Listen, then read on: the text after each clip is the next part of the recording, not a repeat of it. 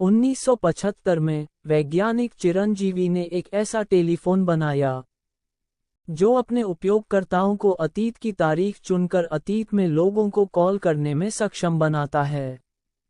इस शर्त के साथ कि प्रत्येक चयनित तिथि के लिए केवल एक कॉल किया जा सकता है। इस बीच एंथोनी और जैकी पांडियन चेन्नई में सबसे अच्छे दोस्त और गैंगस्टर हैं, जिनका एक आम दुश्मन एकम्बरम है। एकम्बरम अपने भाई की हत्या के लिए एंथोनी से बदला लेने का फैसला करता है। वो एक क्लब में एंथोनी को मार देता है, जिसके परिणामस्वरूप चिरंजीवी भी मारा जाता है। जैकी जल्द ही एकल सरगना बन जाता है। एंथोनी के बेटे मार्क को गोद लेता है और उसे अपने बेटे की तरह पालता है। 1995 में मार्क, जो अब रॉयपुरम में एक मैकेनिक है, अपनी मां वेदावल्ली की मौत के लिए जिम्मेदार होने के कारण एंथोनी से नफरत करता है। वह अपनी पड़ोसी राम्या से प्यार करता है और जल्द ही शादी करने का फैसला करता है।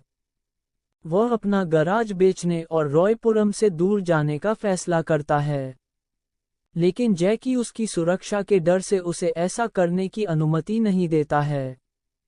रजिस्ट्रार कार्यालय में एकम्बरम जैकी को गोली मारने की कोशिश करता है, लेकिन उस रात जैकी द्वारा मारा जाता है।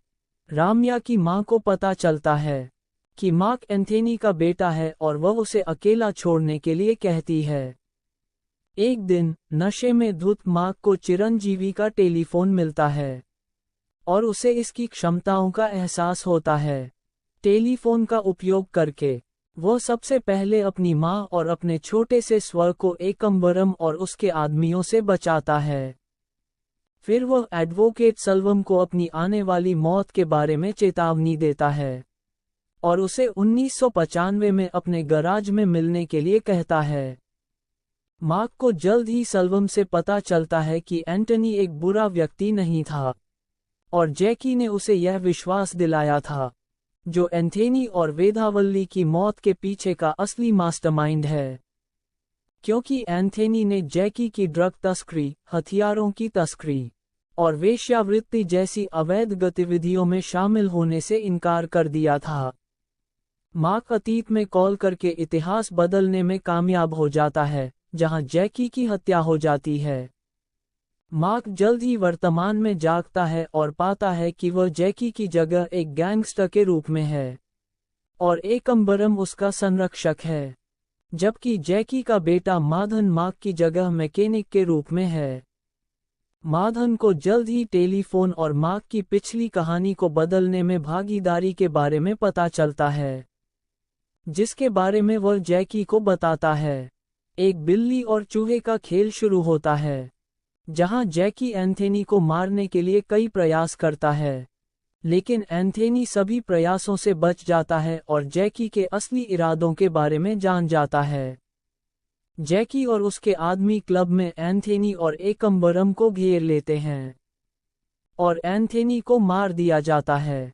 मार्क वर्तमान में जागता है और खुद को एकम्बरम के साथ मैकेनिक के रूप में पाता है, जबकि जैकी अभी भी जीवित है और माधन एक गैंगस्टर है। माधवन राम्या का अपहरण कर लेता है और मार्क को क्लब के गोदाम में आने का आदेश देता है। मार्क आता है और माधवन और जैकी के आदमियों द्वारा उसकी पिटाई की जाती है। हालांकि एंथोनी गोदाम में पहुंचता है, ये पता चलता है एकम्बरम ने क्लब शूटआउट में एंथोनी को बचाया था और पुलिस द्वारा गैंगस्टरों की कई मुठभेड़ों की वजह से उसे कोलंबिया भेजा था। एंथोनी ने कोलंबियाई अंडरवर्ल्ड की भागीदारी हासिल की क्योंकि जैकी आमतौर पर एंथोनी के नाम से गैंगस्टरों को कमीशन बेचता था। एंथोनी अपने गुप्त हथियार एनाकोंडा का उपयोग करके गोदाम में जैकी के सभी गुर्गों को मार देता है और अंत में जैकी और माधवन को मार देता है।